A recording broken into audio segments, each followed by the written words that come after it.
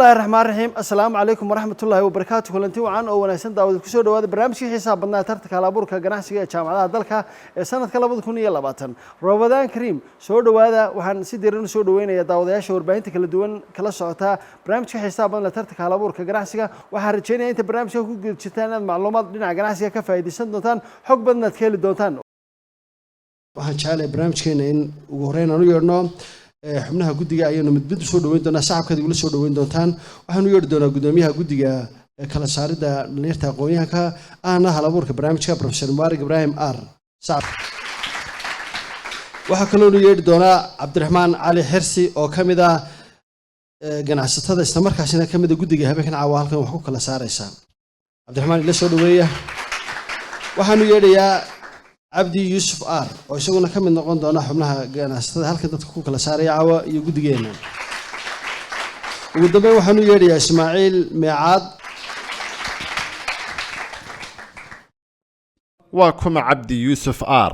Abdi Yusuf R waa ganacsade waxa uu 15 sano ee u dambeeyay ahaa maamulaha guud ee shirkadda caanka ah ee Sagalcad waxa uu hore uga soo shaqeeyay shirkaddii Bitag oo uu ahaa madaxa suuqgeynta iyo iibka shirkadda MSG Trading Company oo uu iyadana ahaa madaxa iibka waxa uu Cabdi digriga koowaad ku qaatay maamulka iyo ganacsiga waxaanu hadda wadaa digrigii labaad waa kuma Cabdiraxmaan Cali Xirsi Cabdiraxmaan Cali Xirsi waxa uu shahaadada heerka labaad ee masters ka qaatay jaamacad ku taala dalka Malaysia waxaanu ku takhasusay arrimaha maamulka iyo ganacsiga waxa uu ka soo shaqeeyay hay'adda PSI oo uu maamulayay mashaariic kala duwan sidoo kale wuxuu ka soo shaqeeyay hay'adda Africa Education Trust iyo Handicap International Cabdiraxmaan waa aasaasaha iyo gudoomiyaha shirkadda Hasi Consultant oo hadda ka shaqeysa dhammaan geeska Afrika isla markaana xarumo ku leh magaalooyinka Hargeysa, Jigjiga iyo Muqdisho waa kuma Ismaaciil Meecad Ismaaciil Meecad wuxuu shahaadada heerka labaad ee masterta ka qaatay jaamacad ku taala magaalada London Ismaaciil waxa uu ka mid yahay maamulka sare ee shirkadda Meecad Group waana aasaasaha xarunta tababarka iyo shaqaabuurka dhalinyarada ee loo yaqaano Borama Job Center taas oo kumanaan dhalinyaro ahi xirfado iyo carbis shaqaba kaga faa'iideysteen Ismaaciil Meecad waa aqoonyahan ganacsato ah oo aqoon iyo khibrad durugsanba u leh maamulka hogaaminta iyo hal-abuurka waa kuma Mubarak Ibrahim R Mubarak Ibrahim R waa hal-abuuraha iyo madaxa barnaamijka tartanka hal-abuurka ganacsiga waana gudoomiyaha jaamacadda Badar waxaan u yeedhi doonaa kooxda ku tartamisa jaamacadda Rift Valley oo hore uga mid ahay jaamacaddii ku guuleystay barnaamijyada tartanka hal-abuurka ee ganacsiga oo kooxda soo bandhiga caafimaadka ee sanadkii hore ku guuleysatay waxaa ku tartami doonaan Daryeel Diabetic Hypertension waxaan jeclahay inaad ila soo dhaweysaan ardayda ka socota jaamacadda Rift Valley shacabka ku soo dhaweysaan waxaan jeclahay marka hore magacaaga inaad sheegto imisa qof aad ku tartamaysaan haddii qof kale kugula tartamaysana magaciisa inaad la wadaagto magacaygu waa Guddoon Caydiid Yuusuf waxaan ku tartamaynaa 2 qof waxay la wadaagaa Xamse Maxamed Yuusuf aniguna Guddoon baan nahay waa tahay Guddoon iyo Xamse waxaan idin rajeynayaa caawa inaad guuleysataan halkan aad barnaamijkiina uu noqdo mid runtii aad u xiiso geliya dadweynaha oo idin iibsama waxaan jeclahay inaad la wadaagto xubnaha guddiga 3 daqiiqo hore haysato ilaa barnaamijkaagaasi iyo waxa bulshada ku soo gudbinay faa'iidooyinkiisa dhammaan baalan ku soo bandhigto waxaan idin kala baxayaa adiga iyo xubnaha guddiga ku wareejinay bismillaahir rahmaanir rahiim marka hore magacaygu waa Guddoon Caydiid Yuusuf waxaan nahay team ka socda jaamacadda Rift Valley University maanta ama habeenkan caawa ah waxaan ku tartami doonaa adeeg caafimaad kaas oo la magac baxay Haldor Diabetic and Hypertension Center Haldor Diabetic and Hypertension Center waa goob caafimaad oo bixin doonta ama la tacaali doonta dadka la ildaran xanuunada macaanka iyo dhiigkarka sida aynu wada ogsoonahay sanadadii ugu dambeeyay researchkii la sameeyay xanuunka macaanku wuxuu ka marayay wadankeena ama dalkeena Somaliland 9% sidoo kale xanuunka dhiigkarku wuxuu ka marayay 40% waad garan karaysaa intuu markuu marayo khasaare intee leeg ayaa buu leeyahay sidaa darteed waxaan go'aansanay ama aan doonaynaa inaan u aasaasno goob lagula tacaalo ama loogu shaqeeyo dadkaasi la ildaran xanuunadaasi haddaba Daryeel Diabetic and Hypertension Center waxa ay qaban doontaa 5 adeeg oo waaweyn marka koobaad waxa ay bixin doontaa consulting ama la talin way sababtoo xanuunadani ma aha xanuuno laga bogsanayo waa xanuuno lala saaxiibayo oo lala noolaanayo dawooyinka intaanad isticmaalina waxaad u baahan tahay inaad hesho la talin caafimaad qodobka labaad ama adeega labaad ee uu qaban doono daryeel diabetic and hypertension center waxa weeyaan inuu qofkii loo sameeyo diagnosiskaas oo u khaasa labada xanuun ee ay ku shaqaynayso waxay bixinaysaa adeegga saddexaad ay bixinaysaa waxa weeyaan nutritional statuskii qofka in lala socdo sidoo kale waxay bixinaysaa adeeg aad u muhiima adeeggaas oo ah lifelong management program waxa weeyaan adeeg uu qofkii ku iibsanayo packagekaas oo dhan hal mar kaasoo loogu samaynayo qiimo dhimis saa'id ah qof qiimo dhimis macquul ah marka loo sameeyo qofkii adeega uu packageka iibsado wuxuu imanayaa wiigii hal mar labadii wiig hal mar bishii hal mar kolba isagu intuu doono haddaba waxa isweydiin leh sidee baa lagu helayaa dad xanuunkaas macaanka iyo dhiigkarka oo keliya see lagu helayaa waxaa taasi nooga jawaabay researchkeygii ugu dambeeyey ee aan samayno oo ahaa barbuuserkeygii jaamacadda oo ahaa cab ahaa knowledge attitude and practice of diabetic researchkeyga waxaan ka samaynay dhakhtarka weyn ee hargeysa labadii bilood ee u dambeeyey ee aan sameynaynay data analysiska waxaanu questionnaire-ka weydiinay 380 qof 380 qof ee aan weydiinay waxa aanu ka helnay 200 oo qof oo la nool xanuunka macaanka hal goob oo kaliyaata ayaaba intaasi soo booqatay waa ballanteenu marka waxaan doonaynaa adeeggan inaan ku samayno adeeg tayo sare leh iyo qiimo macquul ah oo dadka leefaladoodu ay wada awoodi doonaan nidaamka ilaahay aad baad u mahadsantahay waxaan jeclay shacabka inaad tutaan guddoon waan kugu bogaadinaya sidaad soo bandhigtay waxaan kuu rajaynayaa xubnaha guddiga halka fadhiyada caawa dhibco fiican ka kasban doonto waxaan jeclay inaan kusoo dhaweeyo ismaaciil meecaad ismaaciil guddoon barnaamijka caafimaadka soo bandhigtay iyo khaalid somaam xamse iyo guddoon waxaan jecelahay in qiimayntii u horreysay aad ku dhawaaqdo bismillah waan soo dhaweynayaa guddoon iyo xamse wax dadka anfacaya ayay soo bandhigeen wareegga hore qiimayntan siinayana waa 55 aad baa u mahadsantahay cabdi yusuf marka koowaad aad iyo aad baan u bogaadinayaa tiimka barnaamijkan soo diyaariyey waa mid runtii dee nolosha dadka taabanaya muhiimadda xaggaa uu ka leeyahay laakiin inagu waxaynu ku tartamaynaa waa hab ganacsi kolley waa balaan qurux badan laakiin caqabado badan in ay ku meersan yihiin oo ay ka mid yihiin competition adag oo waddanka ka jira oo xarumaha caafimaadka iyo dhakhaatiirta iyo dadka iyaga noocaas oo meel bannaan sector bannaan aanu ahayn laakiin sida ay u fahamsan tahay inantu weliba presentationka jeedinaysay waxaan siin lahaa 55 waa tahay cabdiraxmaan xirsi sidoo kale waan bogaadinayaa waan hambalyeynayaa waanaan u ducaynayaa ilaahay inuu kuguuleeyo inay businesska hirgeliyaan ama halkan ha ku guulaysteen ama gadaal ha ka sameeyaan exactly isku qiimeyn baan wada noqonay 55 kaasaan ku bilaabay aad baad u mahadsantahay guddoonaya xamsina uu kuu yimid waxaan rajaynayaa inaad dhibcaha sii difaacan doontaan su-aalaha la weydiinaya qaabka aad u hirgelinaysaan iyo challengeska ama culashada idinka hor yimaada si aad uga bixi lahaydeen dhibcuhuna idiin sii kordhaan baan idiin rajaynayaa waxaan ku horreysiinayaa cabdi yusuf way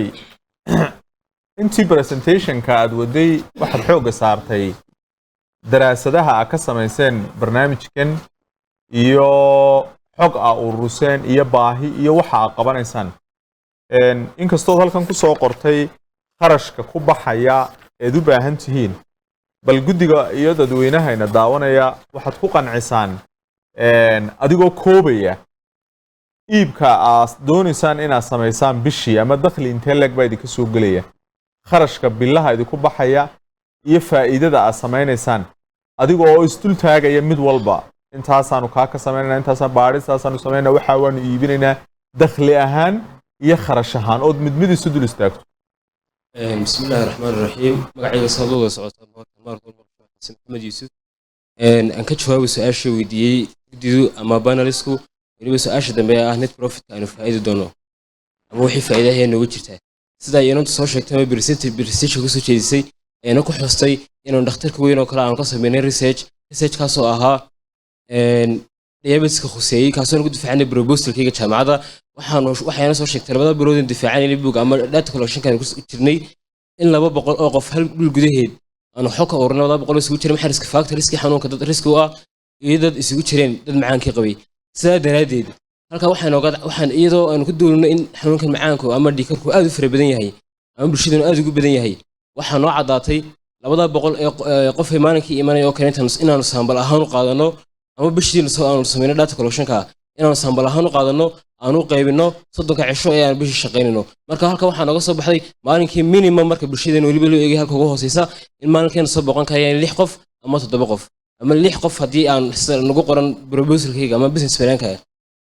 6 qof waxaan ugu dhufanay alaabil inaan nagu shaqeyno maxay ama calabation ama cala qof inaan nagu shaqeyno maalinkiiba maxay $40 marka isku dhufatan waxay noqonaysaa maxay $800 marka sidaan business adeeg macaanka ama dhiikarka qaba adeegyadaan u qabanno sida inuu soo sheegtay waxa kamid ah maxay inaan consultant u sameeyno marka hore intaan dawo iyo diagnosis u sameeyno qofkii markaan diagnosis ku sameeyno marka hore talaabada ku sameeyno diagnosis qofkii haddii aan macaanka ka helno ama hooyo u qabiyo ama isugu ogaa aan ku sii xaqiijino baaritaankaas macaanka ama dhiikarka kaliya u gaara talaabada labaad ee aan sameyn doono maxay waa inaan sameeyno consulting kaas faa'iido badan oo dawadan uga faa'iido badan qofka xanuunkan macaanka ma dhiikarka uu hayo oo runtii aynu ognahay labadan xanuun sidoo qofku uga bogsadeen adag tahay laakiin ay fududahay qofkan sidoo la saaxiibay xisaabta u soo noqo ha marka waxaad tiri maalintii waxaan u adeegayaa 6 qof oo min 40 waa 240 haddii 30 cisho lagu dhufto waxay noqonaysaa imisa $800 way kharash maxaa ka baxaya goobtii kiradii laydhkii qalabkii aad wax ku baadhaysay laftarkiisu waxyaabo yar alaaba la soo iibinayaa bal kharashka noo sharax sideed faa'iido u sameynaysaa kharash waxay ga baxayaan hadayba kuuba suurto gashay inaad $8,000 soo xarayso kharashkii ka waran in xisaab ahaan kharashka iyaga marka lagu daro xataa kharashka shaqaalaha kharashka aan ku darno kirada kharashka aan ku darno transportationka iyo kharashka aan ku darno waxyaalihii kale ee dheeraada markaan soo fool saaray ee soo baxa waxaan ku dhufanay inay noqdaan maxay $4,550 way sidee leedin aaminayaa idinka oo dhalinyar ah oo khibrad hore lahayn oo ku cusub fiilkan qof macaan qaba ama xanuun qaba dhakhaatiirta waaweyn iyo meelaha cusbitaalada iyo waxaas u tagaya marka idinka sideed ugu qancinaysaan in qof xanuunka qaba uu intuu diimaada $40 ka qaadaan oo adeegyada noocaas ah u fulisaan waxaan ugu qancinaynaa horto anagu kama shaqeynayno adeegii waxaan u yeedhanaa waa dhakhtar weyn oo fadhiisanaya oo takhasuskiisu uu yahay diabetic and hypertension keliyata dhakhtarkaas marka loo yeedho dhakhtarkii imaado qofkii markuu tago dhakhtar kale maxay too leeyahay isagoo oo xanuunkii hypertensionkii macaanku uu aad u daran yahay ayuu kuyuu galayaa kuyuugaa markuu galo qofkii maxay too leeyahay isagoon awoodin kuyuugaa ku jiro ayuu ku jirayaa maxay too haddana wuxuu marayaa process fara badan waxaa laga yaabaa inay kaga baxda $40 wax ka badani halkaasi balse laakiin isagoo adeegii oo dhammaystiran loo qabanayo oo laabkii la marinayo nutritional statuskiisii wixii cunto u baahnaa ee u khaaska ahaa la siinayo waxaanu markaas iyadoo waxaasoo adeega loo qabanayo ayaa la siinaya waxa kaliya ku kasban karaynaa ama aan ugu yeedhan karaynaa ay tahay inoo la siinayo qofkii health education iyo consulting oo wixii oo dhan uu ku helayo qiimo aad u jaban aad baan idin hambalyaynaya mar labaad waanan idin soo dhaweynaynaa runtii barnaamijka aad wadaan waa barnaamij nolosha dadka ku saabsan oo aad u fiican laakiin marka business xaggiisa laga eego waa arrin kale oo marka aynu humanity iyo bini'aadanimada eegaynana waa arrin marka in uu business noqon karo oo aad lacag ka heli kartaan oo uu iswadi karo ka shaqaysan kartaanna waa arrin kale halkan waxaa ku qoran dhakhtar baa karaysanaysaan oo idinkuma tihidin kuwii shaqaynayay medical laboratories baa jooga pharmacies baa jooga neerasyaa jooga aan mid ahayn sales and marketing manager baa jooga kaasheer baa jooga iyo xisaabiye cleaners marka waa center weyn yani maasha allah gaarka oo lacag badan ku baxayso so dadka intaa faraha leeg $8,000 oo bisha dhan idin soo gelaysa ma ku qancin karaysaan dhakhtarka inuu 6 qof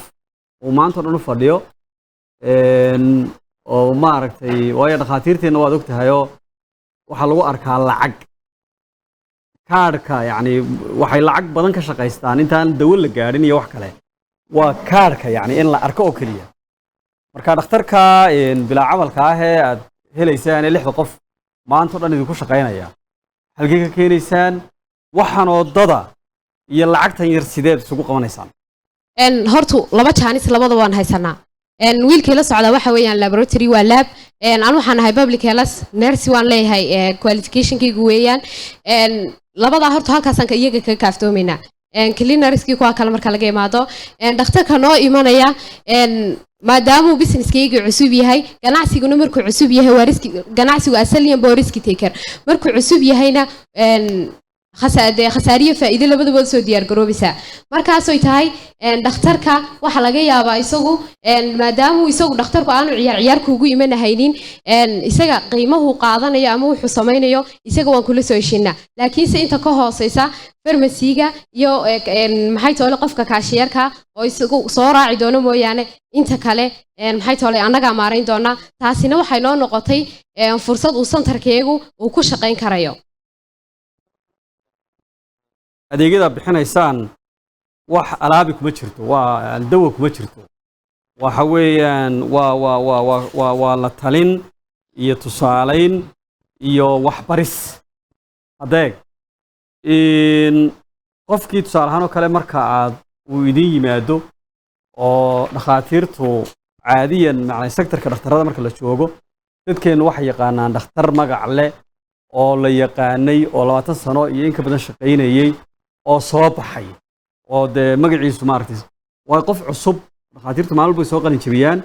haddii la aqbalayo un qof cusub qof kastoo soo qalin jabiyaa clinic buu furan lahaa markiiba wuxuu noqon lahaa dhakhtar maartay la qaadan karo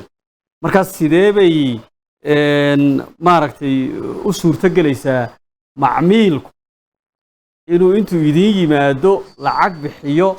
isaga oo inta war loo sheegay uu deetana intuu haddana farmasi kala tago ama meel kala tago uu dawadii ka soo iibsanayo haddiise ay tahay inaad macaal dawada iibinaysaan iyo nutrition supplements ama waxyaabaha kaabaya nafaqada miyay lacagta inta faraha yani lacagtan yari ay kaafiyaysaa miyana u baahnayn yani inaad wax weyn ama investment weyn iyo maalgelin weyn aad raadsataan horta su-aasha dambeen ka jawaabay ay isugu jirta dawada iyo nutritionka runtii meesha mar hadday baaritaankii leedahay ay leedahay consultantigii waa dhakhtar caadi laga maarmi karo dhakhaatiirtii caadiga ahayd laakiin si guud waxaan u baarin xanuunadii kale ee ay ku kooban tahay macaan iyo dhiikar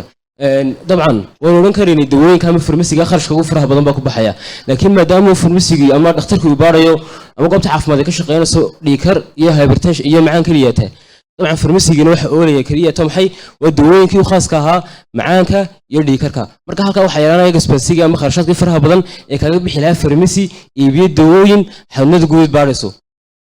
nutritionka noqotay nutritionka dawadii haddii ama haddii dietkaad ka siibsato jumlad ahaan dadkii aad tafaariqaan kaga siibiso adiga jumladaas kuma noqonayso kharash fara badan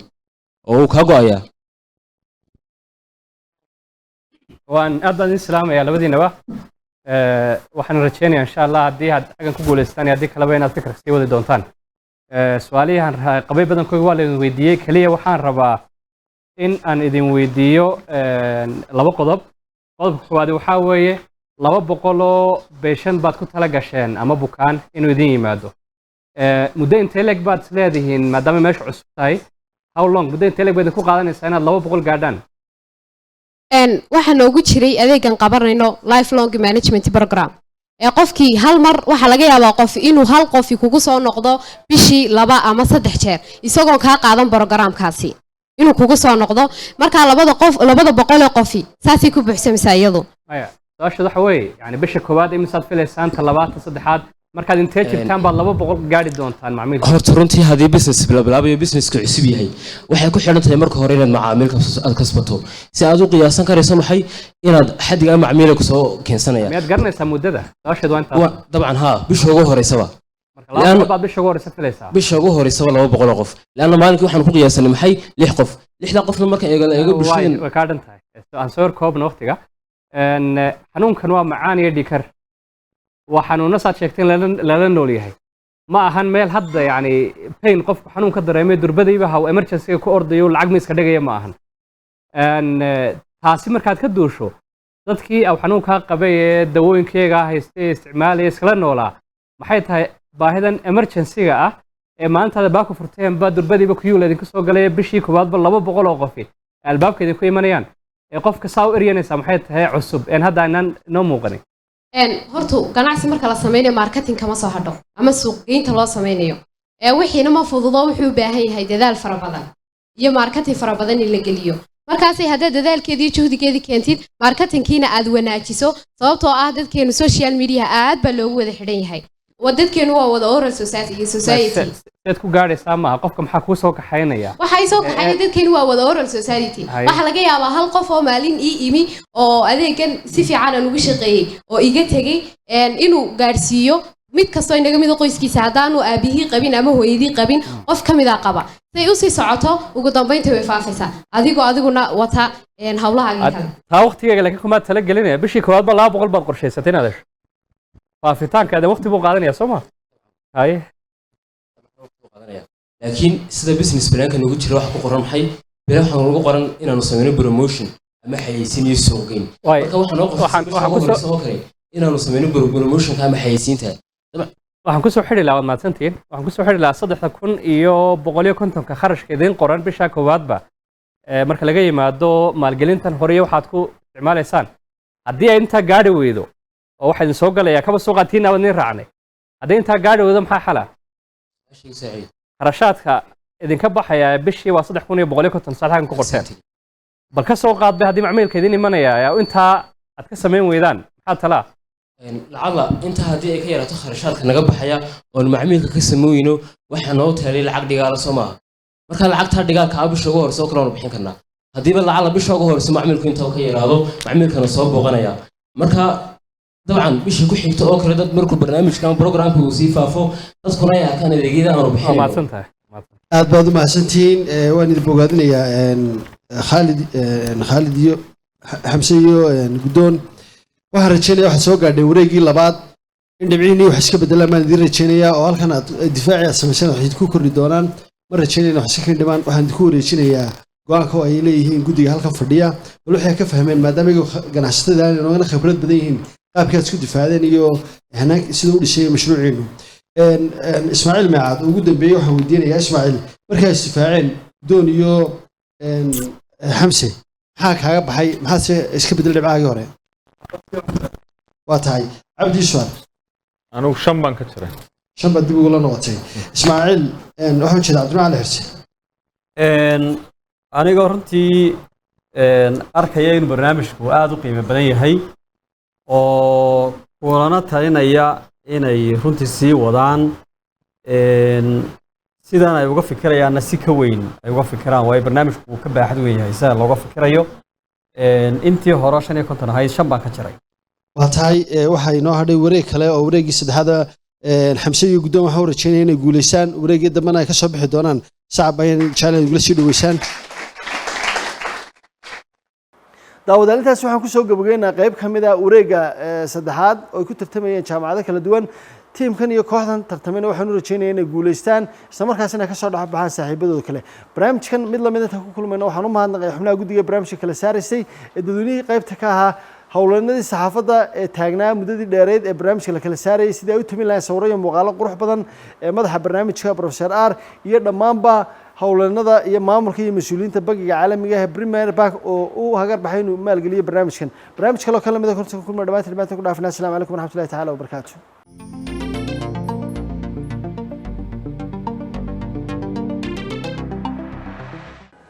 walaal safarkaygii Turkiga saacadaha ka hadhay lacagta intaa leegna safar lama geli karayo waxaan doonayaa lacagta inaan kuu sii dhiibo si aad iiga soo daba dirto waa dahooy taleefanka carruurta kula haystee hayga qaban waaye walaalay sodageel baxa si ka noqotay maanta had ma laga tagay wararka aad ka sheekeynayso maxaa lacag laga soo daba diray iyo taleefan aad ka soo hadasho kugu hawlay soo tan Premier Bank noqotay hawl fududayn oo halkii aad tagtaba xoolaha ka daba sidaysa oo aan koon baba ku leeyahay lacagtaan dhigtay ma iyaga iga soo daba diraya balina mari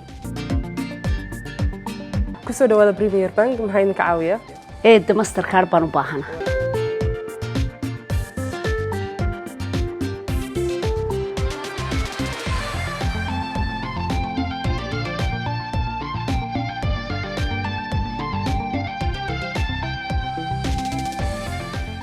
hadda dalbo oo hadda hel